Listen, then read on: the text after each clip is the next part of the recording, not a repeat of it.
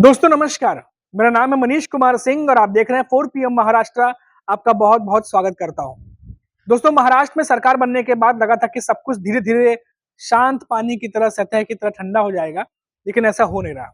अंतरकलह, खटपट, अंदरूनी खींचतान अभी भी चल रही है। अब कारण यह है कि जो अजीत पवार हैं, उनकी एनसीपी, और जो एकनाथ शिंदे की शिवसेना है, इनकी कहीं ना कहीं इनडायरेक्ट नाराजगी बीजेपी के नेताओं से दिखाई दे रही है। कारण है, आपको बताता हूं कि जिस तरीके से उद्धव ठाकरे की शिवसेना के नेता देवेंद्र फडणवीस, महाराष्ट्र के सीएम, बीजेपी नेता, उनसे मुलाकात कर रहे हैं, ये मुलाकात बिल्कुल भी एकनाथ शिंदे की शिवसेना को पसंद नहीं आ रहा। आपको याद होगा, कुछ दिनों पहले ही एकनाथ शिंदे ने इस पर बयान दिया था, तंज कसा था और गिरगिट तक से तुलना कर दी थी। उसके बाद अब रामदास हैं, शिवसेना के बड़े नेता हैं, और उन्होंने भी अब तंज कस दिया इन मुलाकातों को लेकर के। उनका भी बयान आया है और इन बयानों से उन्होंने भी ये साफ किया है कि ये कैसी मुलाकातें हैं। हालांकि जिसको जिससे मिलना है वो मिल सकता है, लेकिन बयानों से क्या अर्थ निकाला जाए, कई सारी बातें जो है एकनाथ शिंदे की शिवसेना की तरफ से अब आ रही हैं। लेकिन इन कुल बयानों को देख लिया जाए तो इतना जरूर है कि एकनाथ शिंदे को या उनकी शिवसेना के तमाम नेताओं को देवेंद्र फडणवीस से जो मुलाकातें चल रही हैं उद्धव ठाकरे के नेताओं की, वो बिल्कुल भी पसंद नहीं आ रही। तंज के रूप में, बयानों के रूप में हमारे सामने सारे बयान आ रहे हैं। वहीं अगर अजीत पवार की एनसीपी की आप बात करिए तो अजीत पवार इन दिनों अच्छे खासे नाराज चल रहे हैं। बीच में खबर आई थी कि देवेंद्र फडणवीस से मुलाकात करके उन्होंने तो अपना गुस्सा तक जाहिर किया था, और कारण है बीड़ में जो सरपंच की हत्या हुई, उसको लेकर के जो विपक्ष लगातार सवाल उठा रहा है। धनंजय मुंडे, जो कि अजीत पवार के खासम खास हैं और उनके मंत्री भी हैं, उनका इस्तीफा, और इस्तीफा मांगने में एकनाथ शिंदे के शिवसेना के नेता और बीजेपी के नेता भी आगे आ गए हैं। वो भी खुल करके धनंजय मुंडे का इस्तीफा मांग रहे हैं, और ये बात अजीत पवार को बिल्कुल पसंद नहीं आ रही कि सत्ताधारी पक्ष, सत्ता में जो उनका गठबंधन है, वही नेता अगर इस तरह के बयान देंगे तो अजीत पवार को ये बिल्कुल भी पसंद नहीं आ रहा है, जिसकी वजह से वो नाराज चल रहे हैं। अब देखिए दोस्तों, आपको पता होगा कि ये दोनों खबरें जो है वो आप तक पहुंची होंगी। अब इसमें ताजा अपडेट मैं और भी आपको देने जा रहा हूं। आपको पता होगा, शिरडी में बीजेपी का अधिवेशन चल रहा है, जहां पर तमाम बड़े नेता पहुंचे हुए हैं, बीजेपी के तमाम आला नेता पहुंचे हुए हैं। वहां देवेंद्र फडणवीस से लेके, अमित शाह से लेके, चंद्रशेखर बावनकुले तक सबने जो है संबोधन किया है। और इन सबके बीच में राव साहब दानवे जो है बीजेपी के बड़े नेता हैं, उन्होंने एक बयान दिया। उन्होंने कहा कि महाराष्ट्र में जो सत्ताधारी पक्ष है वो बहुमत के साथ जो है वो सत्ता में सरकार बनाया हुआ है, इसलिए किसी भी तरीके के समझौते से इनकार किया जा सकता है। कोई समझौता ऐसा नहीं होने वाला, क्योंकि बहुमत इतना है। दानवे साहब कहते हैं, बीजेपी के बड़े नेता, इसलिए इन मुलाकातों को किसी भी राजनीतिक चश्मे से नहीं देखना चाहिए। ये बात दानवे साहब कहते नजर आ रहा है, और कोई भी किसी से भी मुलाकात कर सकता है। तो जो बीजेपी के नेता हैं वो इन दिनों उद्धव ठाकरे और शरद पवार, इन दोनों ही नेताओं को लेकर थोड़ा सा सॉफ्ट जो है रवैया अपनाए हुए हैं, और यही बात एकनाथ शिंदे की शिवसेना और शायद कह सकते हैं अजीत पवार की एनसीपी को भी खटक रही है।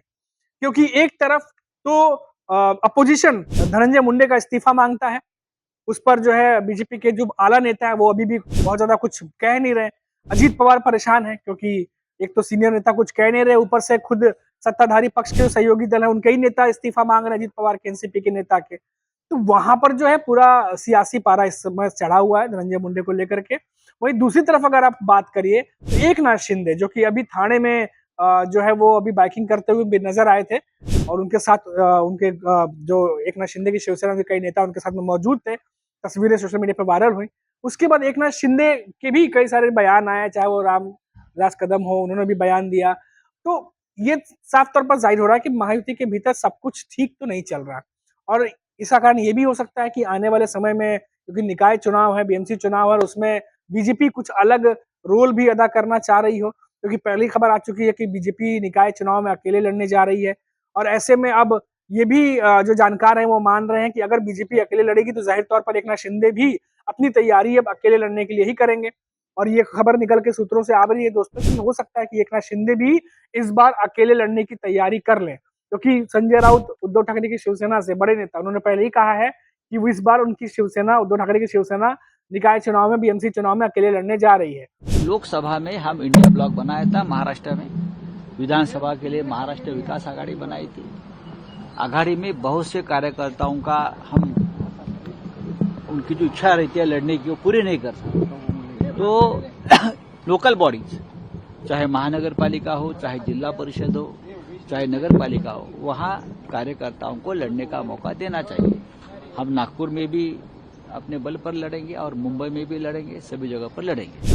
अजीत पवार भी अकेले लड़ सकते हैं। तो इस बार जो निकाय चुनाव है उसमें पहले तो ये बात हो रही थी, एकनाथ शिंदे ने कहा था कि हम मायावती के साथ हैं, मायावती के साथ ही लड़ेंगे।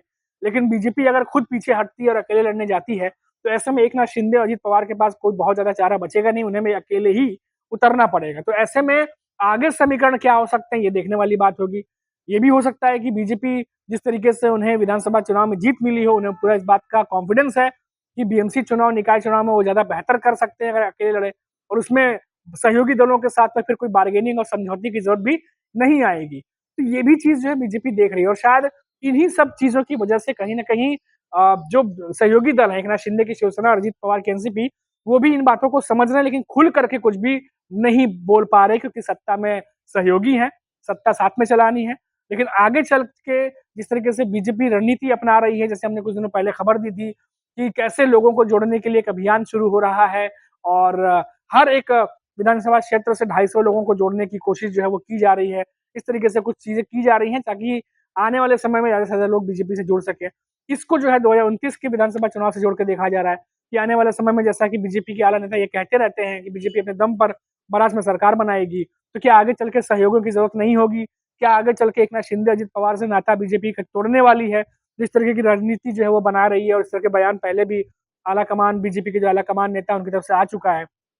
तो रणनीति क्या होगी, इसको लेके भी सियासी पारा इस समय चढ़ा हुआ है, क्योंकि विधानसभा चुनाव समाप्त हो चुके हैं, 3 से 4 महीने बाद निकाय चुनाव है, और ऐसे में महायुति के भीतर लगातार नाराजगी की खबरें जो है वो आती रहती है। तो अभी तक इतना ही, फिर लौटेंगे तो बात करेंगे किसी बड़ी खबर पर। आप देखते रहिए 4 PM महाराष्ट्र। नमस्कार।